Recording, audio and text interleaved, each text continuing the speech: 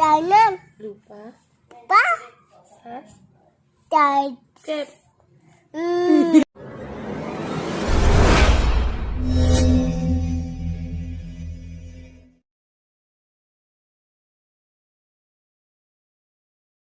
Tapi sesuai sama semua ya. Sebenarnya itu bukan pelan. Ya. Jadi ada beberapa kita harus dalam kondisi mengumpulkan kembali. Kalau dalam istilah ilmu, ilmu itu harus diendapkan. Pernah lihat air kotor? Air kotor itu kalau didiamkan, ya nggak diapain ya, diamin aja 5 tahun ya. Sehari 2 hari, nanti dia paling tidak dia akan lebih jernih. Ya. Karena apa? Karena yang menyebabkan kotoran itu apa dulu? Biasanya partikel, benda-benda padat, ya kan? Larutan padat yang terlarut, kan larutan terlarut, benda padat yang terlarut. Dengan adanya gaya gravitasi, ya, dengan berjalannya waktu dia akan mengendap. Atau yang kecil, yang susah mengendap, lama-lama karena dia bertemu dengan partikel yang sama, ya akan terkoagulasi. Ya. Yang kecil jadi besar, akhirnya juga berat ya. Turun juga dia. Ilmu gitu. Tadi Bu Fika sudah masukin, ya kan? Walaupun sebentar, tapi ilmunya sangat luar biasa. Walaupun 3 poin yang disampaikan, tapi setelah itu bisa kita kembangkan. Itulah kita yang pembelajar ya. Orang belajar itu bukan apa yang diterima 10, cuma dapat 10 enggak. Yang diterima 10 itu bisa jadi 100. Benar? Bu Fika walaupun cuma ngomong 3, tapi dari 3 itu bisa dikembangin lagi. Nah itu gunanya kita berpikir. Nah di dalam ilmu yang banyak itu jangan langsung buru-buru. Harus kita endapkan seperti partikel tadi. Kalau nggak endap dia dialirin air lagi, dikasih ilmu lagi, terbang dia. Nggak sempat endap, nggak ingat. Nanti pulang-pulang ditanya sama bu gurunya, bu guru di rumah ada bu guru. Bu gurunya adalah mamanya, nah, ya kan? Ada juga orang tuanya guru kan. Ditanya tadi belajar apa? Tadi kan jelas Pak Doni, bukan aja terakhir itu. Jadi kan Pak Doni ya kan? Nah jadi tadi sudah diendapin, udah ya diingat ya. Nah sekarang kita masuk lagi. Caranya, nah kata orang lagi ya, orang pembelajar itu caranya, kalau sudah dapat ilmu tadi jangan ditumpuk. Jangan ditumpuk, kenapa? Nanti saat masuk ilmu baru, mental. Ya. Kalau kita punya gelas, punya minuman, ya kan ibaratnya kita sebagai gelas ya yang membutuhkan air untuk dituang ya. Kalau sudah penuh gimana coba mau dituang? Ya kan, diminum dulu kan. Yang ada minum dulu, baru bisa nampung lagi. Ya kan kalau dia yang nampung ke ember anti pecah ya, pada kaget kita pang aja kan. Itu pembuktian ya bahwa ember itu dipukul tidak pecah. Tapi kalau diisi air diangkat berat-berat gitu ya. Nah untuk yang baru ini silakan kosongkan dulu ya, kita masuk ilmu yang baru. Biar apa? Biar nanti bisa kita terima. Nah dalam belajar juga nggak perlu mikirin yang lain-lain. Kan tadi nggak ada mamanya nitip belikan terasi, belikan garam kan pulang sekolah kan? Ada nggak? Kalau nggak ada catat dulu pas pulang bagus. Kalau tidak ada berarti fokus untuk belajar ya. Nah beliau pada kesempatan pembakalan terakhir ini ya saya diminta untuk berikan tentang etika ya. Etika tahu ya, apalagi kita yang manusia hidup di bagian mana nih, timur atau barat? Di bagian mana dulu? Kalau bagian belahan dunia kita sebelah mana? Ya sebelah mana? Tenggara ya. Ya adalah timur lah ya, kita orang timur. Tapi kalau di Indonesia mulai dari Papua sampai Sumatera kita bagian barat ya. Nah, tapi kita nggak mikir itunya. Artinya apa? Kita beruntung hidup di Indonesia nih karena ada budaya di situ. Bukan berarti negara lain nggak ada budaya, tapi budaya kita ini khusus entah apa ya. Kalau kita lihat di peta dunia, entah apa pula Indonesia ini luar biasa posisinya. Benar nggak? Sudah strategis, dekat garis khatulistiwa, ya iklimnya luar biasa. Gak ada salju kan? Tempat ada salju kalau kita libur ya. Gimana? Gak ada salju masih tanah liat aja susah kan? Gitu kan? Ada saljunya. Tapi kita beruntung ya. Hidup kita di Indonesia ini sangat luar biasa. Kenapa? Karena banyak budaya. Gak usah susah kita belajar ke orang lain kalau masalah budaya.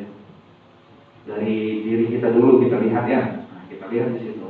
Karena etikanya dunia usaha, dunia industri, saya langsung ngambil target tentang kefarmasian.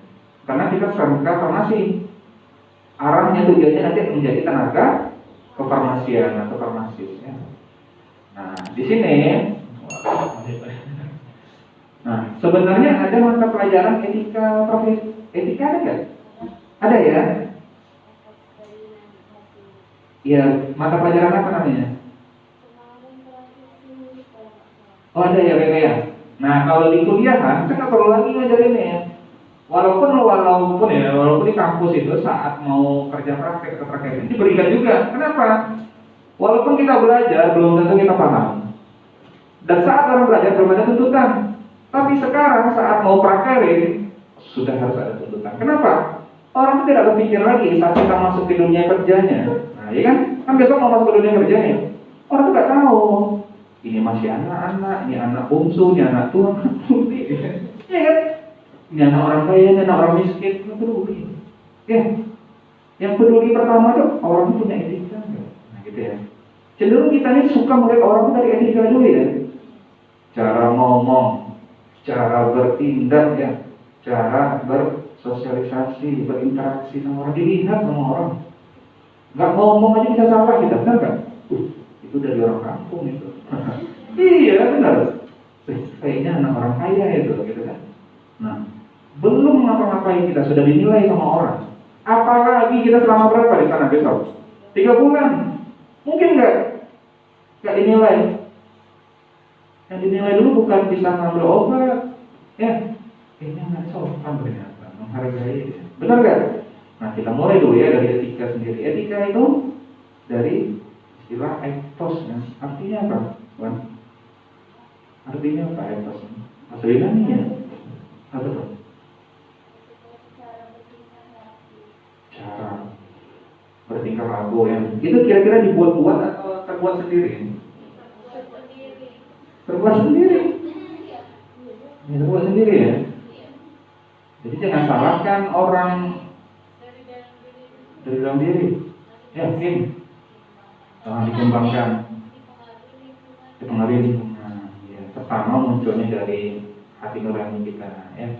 Kita kan selain diberi pikiran juga diberi perasaan kan. Kadang susahnya cara pikiran perasaan ini nggak konsisten. Satu sisi sedih dan orang pengamen, pengamen kalau ada dia pengemis lah ya. Satu sisi ada pengemis.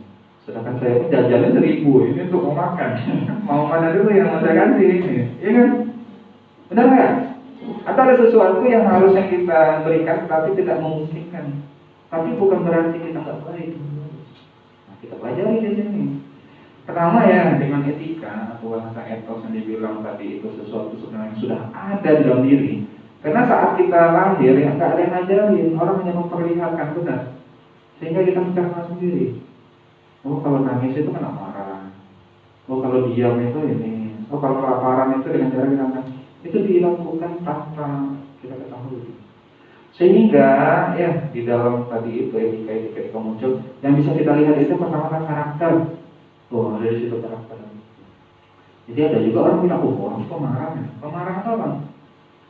Walaupun dia nggak sedang marah gitu, tapi dibilang marah karena karakter tadi orang sudah menilai. Orang yang menilai pertama itu karakter kita. Pendiam, pemarah, peribut, pembosip. Bukan ini ya maksudnya. Ada yang ini, ada yang itu dan segala macam. Dari karakter tadi ya masuk lagi ke watak. Ya. Nah kalau udah ada orang Jawa di sini. Kalau sudah watak, ada watak, apa lagi? Di Jawa banyak tingkatannya.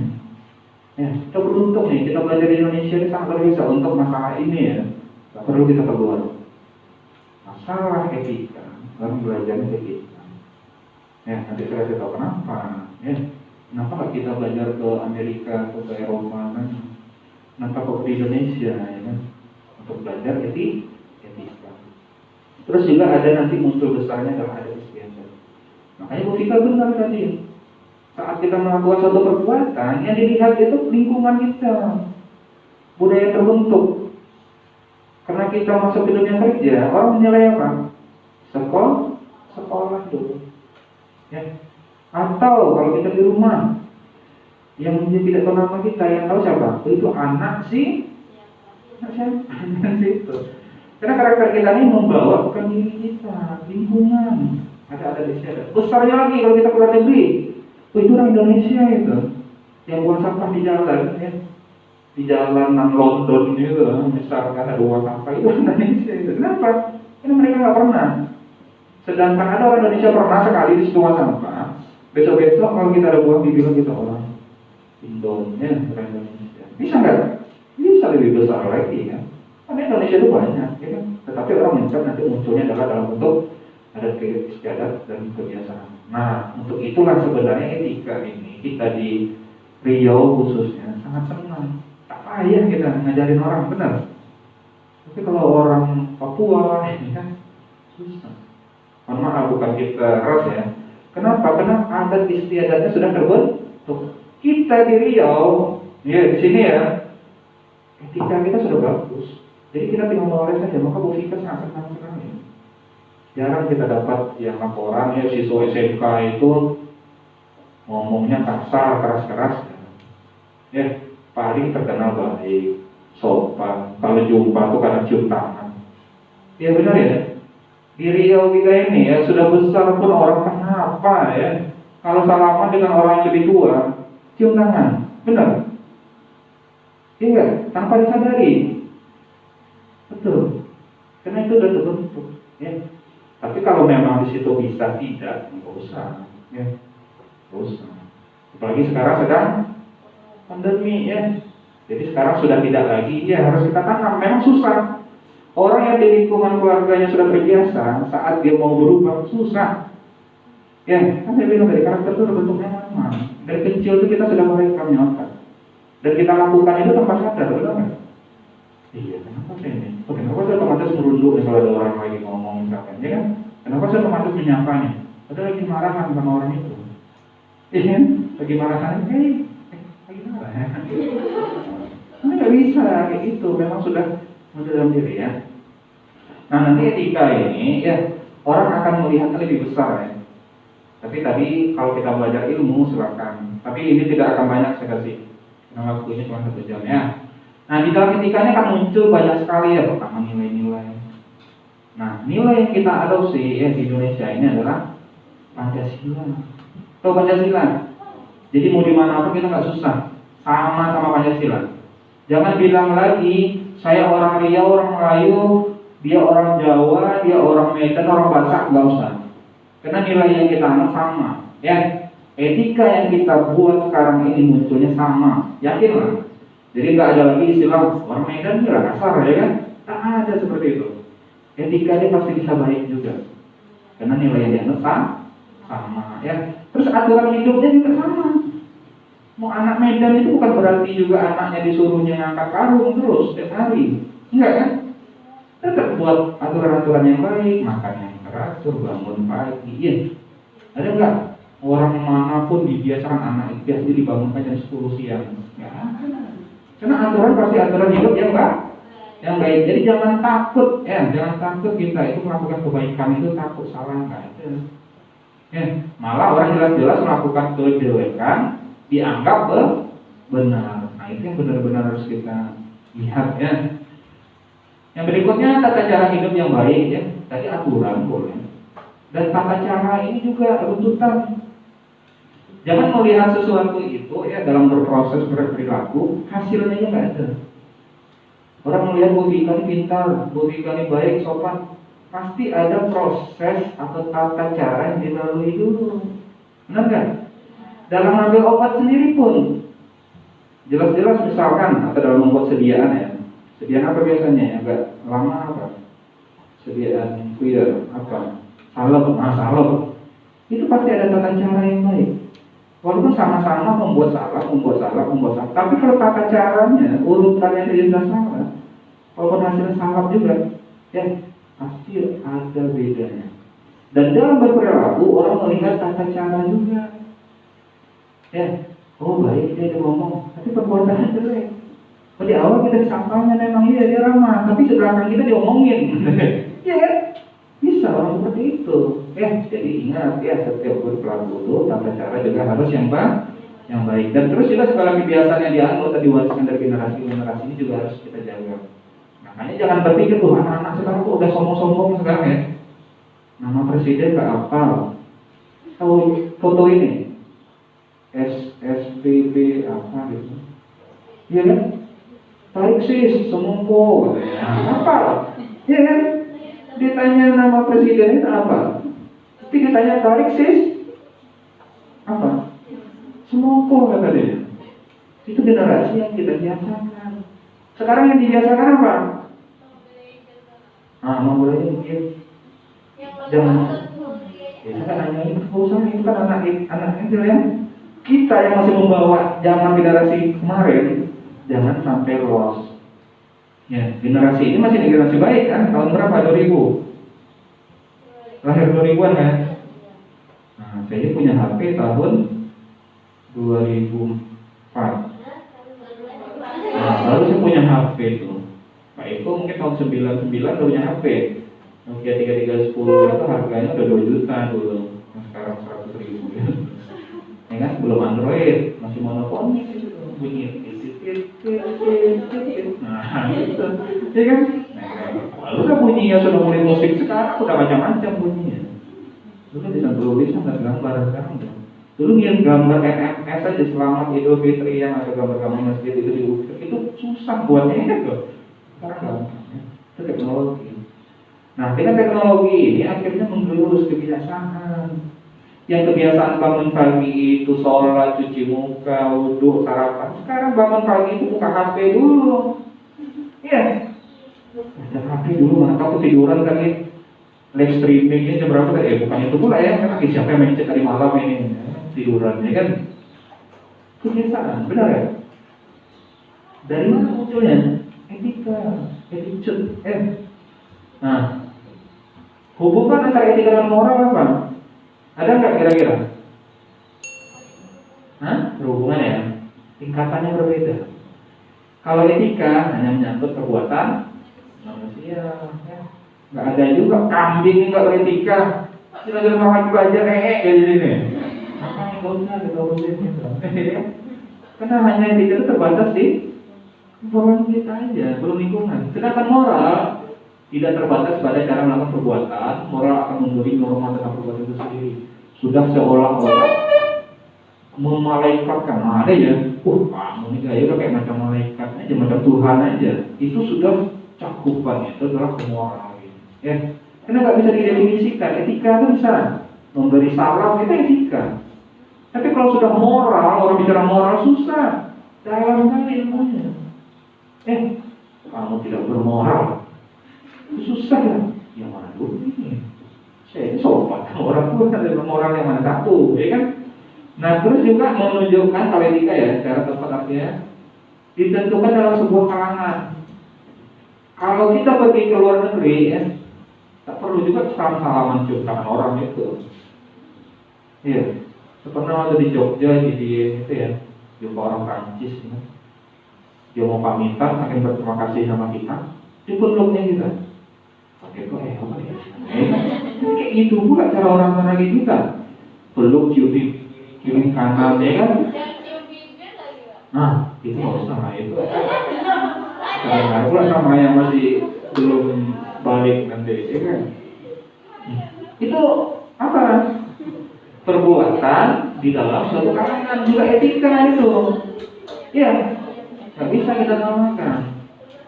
Terus kalau di moral menyangkut masalah apakah sebuah perbuatan itu boleh dilakukan atau tidak boleh, dicerna lagi. Tadi sudah etika ya. Di etika kita nggak ada ciuman tadi. Tapi di moral mungkin bagi mereka itu ada suatu penghargaan, memeluk orang, mencium pipi orang, ya kan? Ya kan? Ataupun yang tadi dibilang itu dia padahal pertemuan aja kok bisa sampai cuma kayak gitu pula, ya kan? Pacarnya padahal di sebelahnya, tidak apa-apa juga, ya kan? Apa boleh baut, ya kan? Yang ketiga, etika hanya berlaku untuk pergaulan. Boleh. Makanya etika ini nanti kita kecilkan ya, etika bidang kefarmasian ada kan itu. Etika bidang orang pabrik ada juga. Etika pendidikan sebagai guru ada. Makanya pembelajaran etika ini disesuaikan dengan profesi. Disebutlah etika profesi. Ada di mata kuliah, di kampus. Ya, kebetulan saya pernah ngajar juga etika profesi di kampus ini. Ya. Nah, etika itu dibuat lagi oleh seorang profesi. Mungkin di beberapa profesi khusus kesehatan tidak lagi mengikuti etika-etika kesehatan. Contoh apa? Dalam penanganan orang sedang sakit, sedang sekarat. Tapi Pak maaf ya Pak ya kaki diangkat dulu. Gitu. Pak maaf ya Pak sakit Pak ini ditusuk pakai jarum. Usah nanti ngomong udah pergi orang itu. Tusuk aja. Iya benar kan? Pak mau kan deh Bapak tidak sama orang tua dan tapi gimana lah saya lakang dulu Pak ya kan. Monyet tuh banyak di situ. Iya benar. Jadi etika dalam arti pergaulan, dalam arti lingkungan itu juga harus kita pahami. Terus juga bersifat relatif etika itu. Yang dianggap tidak sopan dalam sebuah kebudayaan bisa saja dianggap sopan, benar ya? Sopannya apa? Jangan kan di luar negeri, di budaya kita Indonesia aja lah. Apa contohnya? Yang kita anggap sopan atau sopan? Senyum. Senyum di mana pun yang sopan ya. Ada senyum nggak sopan? Sopan mau ngejek. Nah, itu lain lagi. Itu berarti ada perasaan yang nggak baik ya. Ada kan orang senyum sama kita? Apa senyum? Nah, itu seperti itu ya. Contohnya adalah di budaya misalkan tetangga kita Medan. Medan itu udah biasa, kaget. Kenapa kaget? Nah, ini kan biasa itu. Tapi bagi kita di sini jangan pakai oi, ya kan? Ya kan? Kaget aja kan? Itu diberikan itu. Nah, di sini nggak bisa lagi, ya kan? Halo, nah gitu harusnya kan? Hai, halo, gitu. Bisa lagi, nah, begitu nggak bisa kaget, benar kan? Karena budayanya beda. Bisa saja dianggap di sana baik, boleh. Karena mungkin telinga orang itu agak kurang, jadi harus keras ngomongnya. Tapi kalau di kita tidak sesuai. Nah, di moral itu bersifat absolut. Nah, jadi lebih tingkatannya lebih tinggi ya. Selalu berlaku walaupun tidak ada orang. Nah, itu moral. Ya, ada di situ orang melihat tidak melihat. Nah, itu hubungannya moralnya. Belum lagi etika. Ini kan tadi yang terlihat ya. Hubungannya sama orang, perbuatan kita. Tapi kalau moral dan perbuatan kita dengan Allah ya, yang melihat kita, ada duit 50.000. Karena jelas-jelas nampak orang itu sedang ngambil HP, duit itu jatuh. Apa yang kita lakukan? Jadi ambil dulu, ya kan? Tapi kasih yang itu. Tapi jatuh. Orang ini ke belakang, ya. Orang yang ke belakang kayak tunggu aja dulu, ya kan? Tunggu. Dulu bisa ambil dulu ya. Nah itu dikasih dulu ya, karena saya nggak tahu itu bersifat absolut ya, hubungannya sudah moral. Tapi saya tidak lihat, ini moralnya baik. Karena tahu masuk kantor, pergi jumpa ibu tuh, kok ibu ada bilang duit? Nggak ada, alhamdulillah. Nggak bukannya tahu gitu. Terus tadi itu ya, perintahnya seperti jangan berbohong. Jangan mencuri, berupa kemudian mulai tidak boleh kata gitu. Ya, karena tadi juga bilang, itu berbohong ya kan, perlu demi kebaikan ya kan. Makanya, contoh kawan kita nawari, yuk makan yuk, udah sekarang, udah makan, udah makan. Ini kan bohong itu, memang hari ini sudah makan, kemarin belum ya kan, atau kemarin kan. Ya makanya udah makan tadi kapan? 24 jam yang lalu. Ya kan tadi juga itu. Nah, nanti etika sama hukum juga ada. Nah, ini hati-hati di profesi ini sudah gandengan perbuatan kita sudah bisa dinilai secara hukum. Hati-hati. Jangan berbohong, jangan mencuri. Berbohong bisa dijadikan kesalahan. Bisa masuk penjara kan? Ya kan? Apalagi mencuri. Ya kan? Di dunia kerja itu godaan banyak, apalagi ditempatkan di kasir. Jurusan SMK-nya apa? Jurusan kekasiran ya, itu ditempatkan di kasir atau jurusan keuangan. Kira-kira benar nggak? Benar ya? Itu diajarkan bagi orang yang di kasir, ditaruh, ditempatkan tempat uang. cara mengembalikan kalau ada belanjanya 78.000 dia kasih duit 50.000 berapa kurangnya? Berapa? Hah?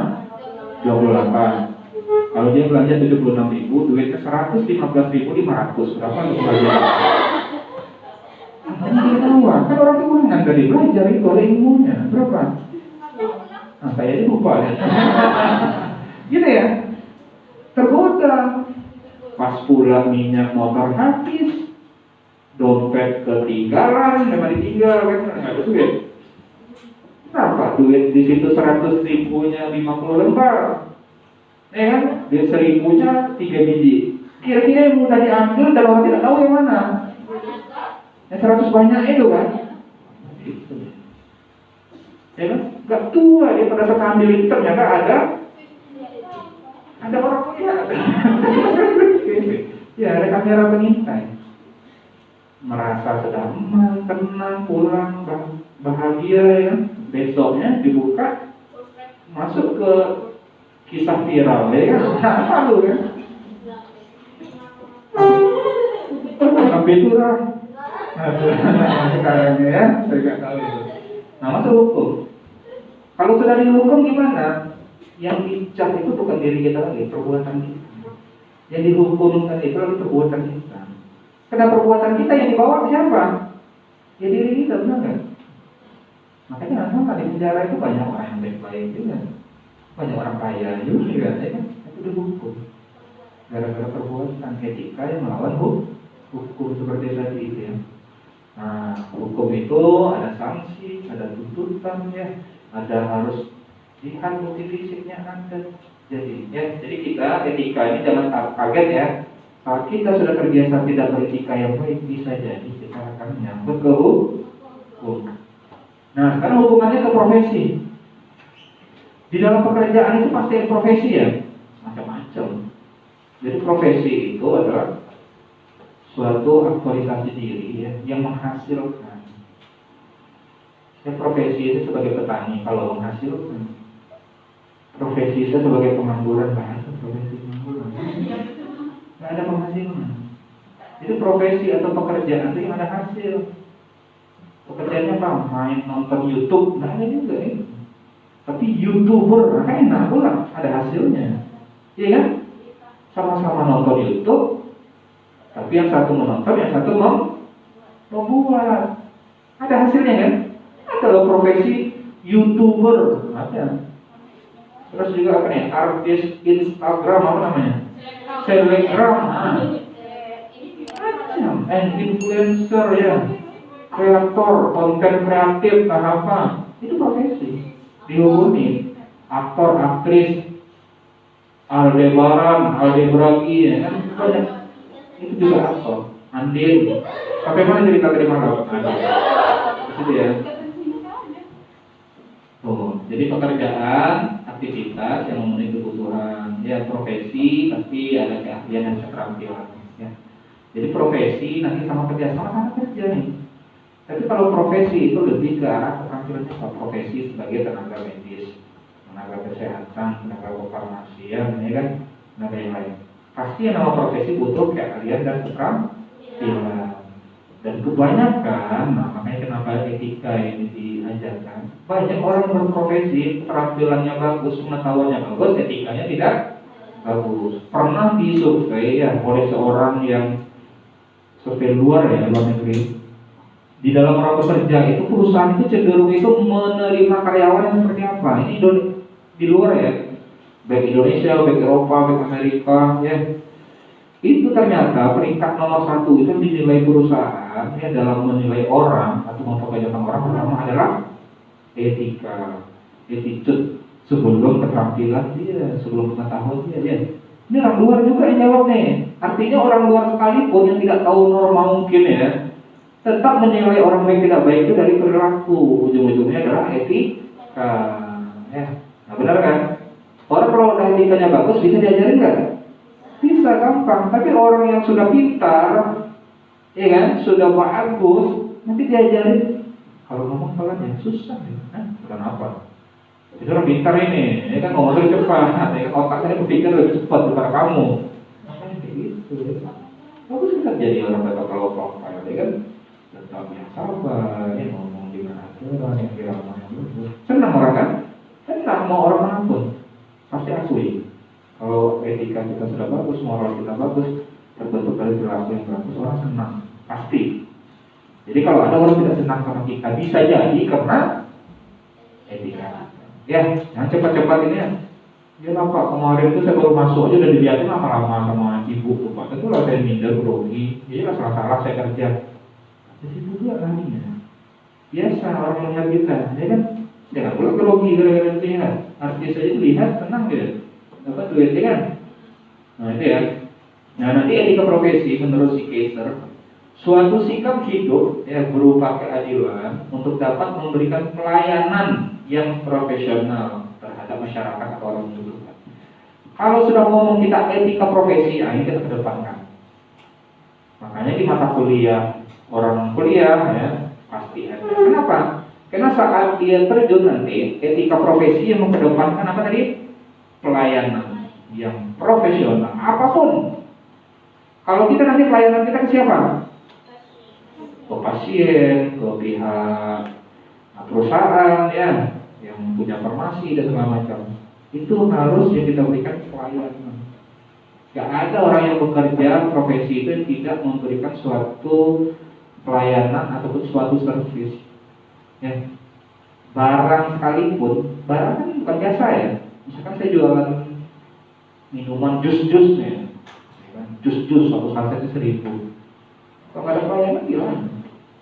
Kira-kira pindah orang beli tapi satu kali, benar? Pas beli aqua galon ya kan, di situ. Cuma ambil sendiri, karena galon itu besar ya. Itu ada pelayanan juga. Tapi sama nggak? Dia suruh ambil, atau kan ada juga warung yang ambil sendiri terus diambil kan nggak? Kalau swalayan diucapkan kalau besar tuh ambil sendiri, benar kan? Kalau yang nggak salah kan diambilin, sama aja harganya kan? Anggaplah, ya. Tapi satu dengan pelayanan ambil sendiri, satu dengan diambil, pasti akan berbeda. Pasti akan berbeda.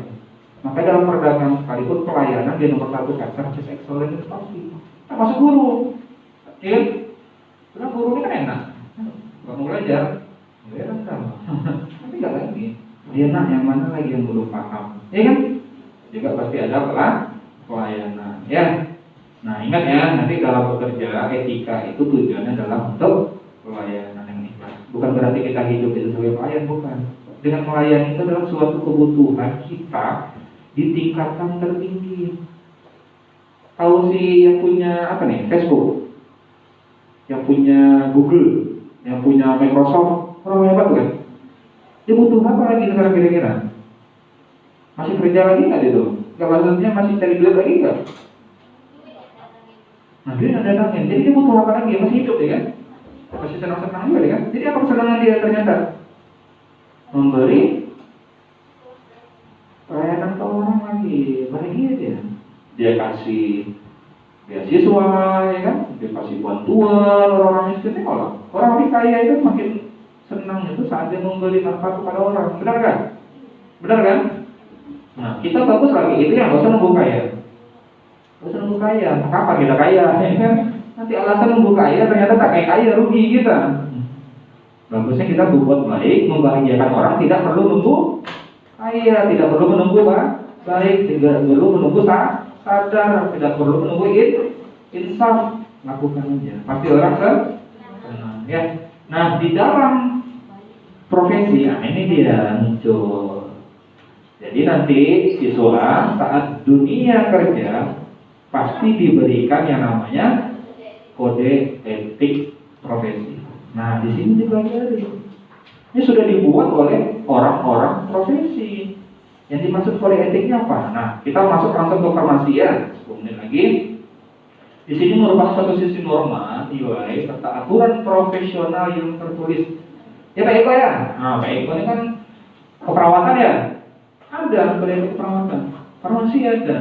Dokter ada. Bidan ada. Apa lagi? Tukang sunat aja ada kode etiknya.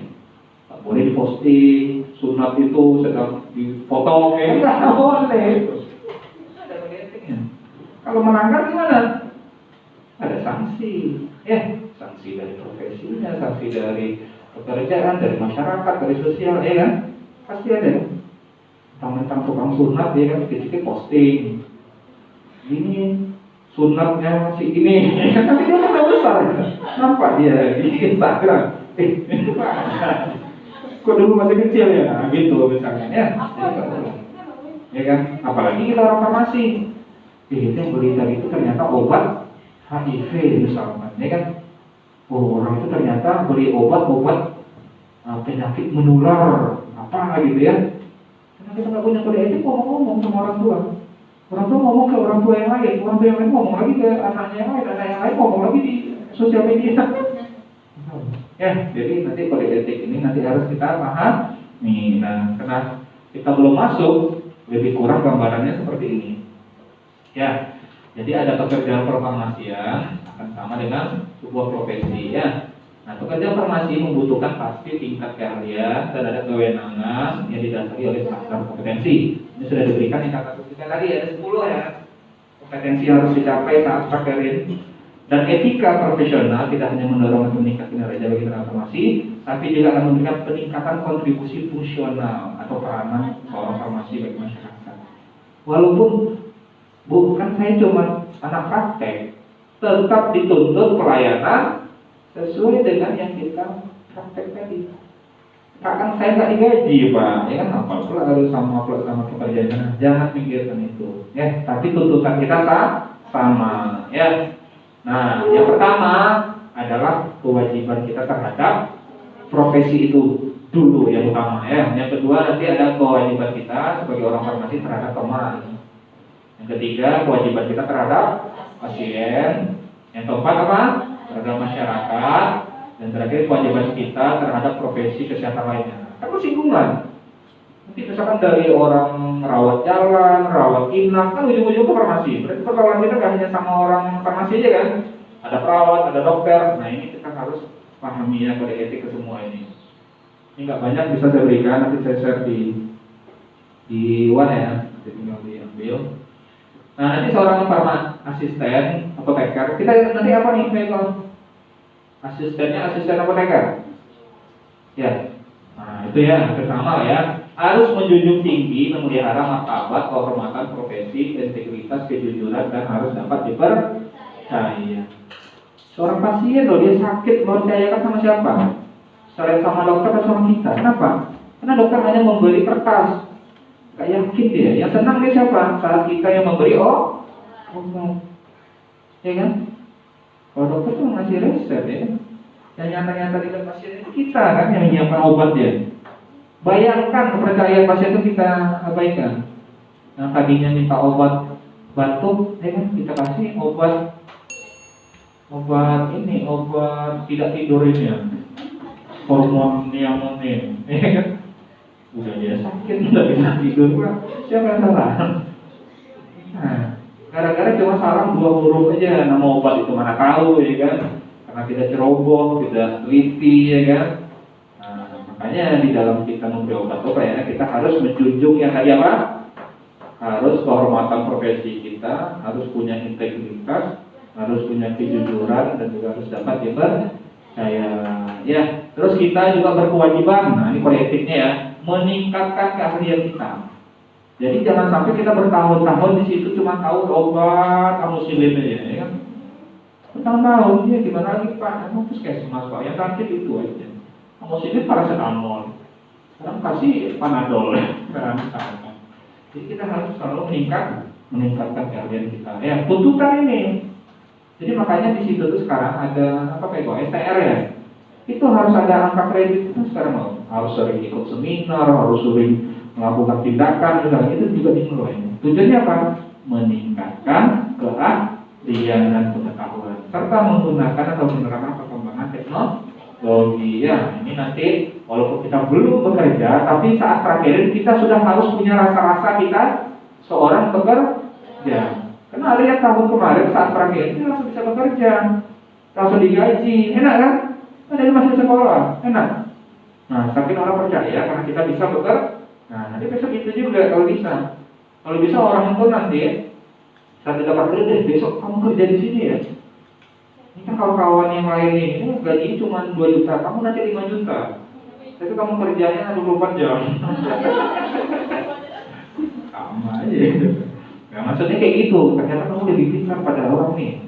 Padahal orang itu tamatan D3 loh. Nah, bayangkan loh, kalau sampai ada orang seperti itu, berarti kita punya sesuatu yang lebih bagus, yang baik yang harus kita kembangkan. Ya, karena setiap manusia beda. Ini tamat dari sini pun juga beda-beda nanti orang menilai, benar nggak? Nah, ini belum tentu nih, misalkan nilainya tinggi, nilai rendah, tapi saat di dunia kerja bisa jadi ini lebih hebat, lebih cepat, lebih telaten. Nah, ya kan, jujur, terampil, itu bisa jadi orang ini lebih diterima daripada orang yang bisa.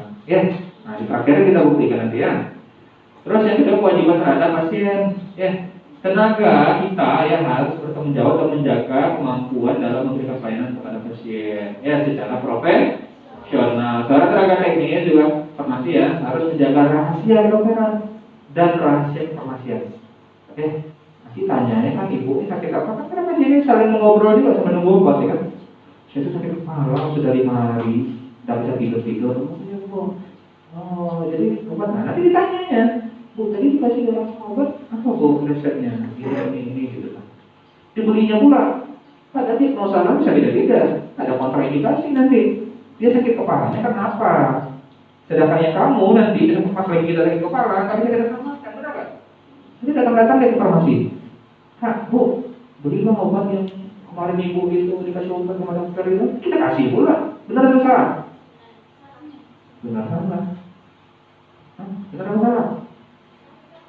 Ada customer yang beli obat, kan kita orang nyiapin obat, kita tahu gitu tuh.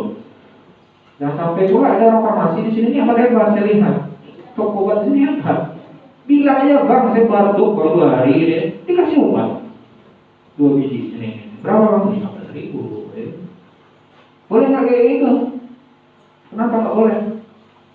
Karena kita sebagai apa nih? Tukang mengobatkan atau tukang jual obat? Enak banget. Kita sebagai apa?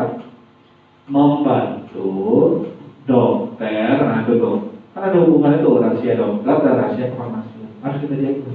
Tidak boleh kita coba karena kita apotek. Ada kefarmasiannya, bukan toko obat. Tak beda Pak toko obat dengan apotek. Beda. Apa bedanya? Kalau toko obat apa? Apa bedanya toko obat sama apotek? Toko obat ada itunya.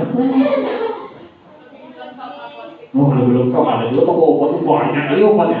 Ada obat yang di apotek tak ada dia ada.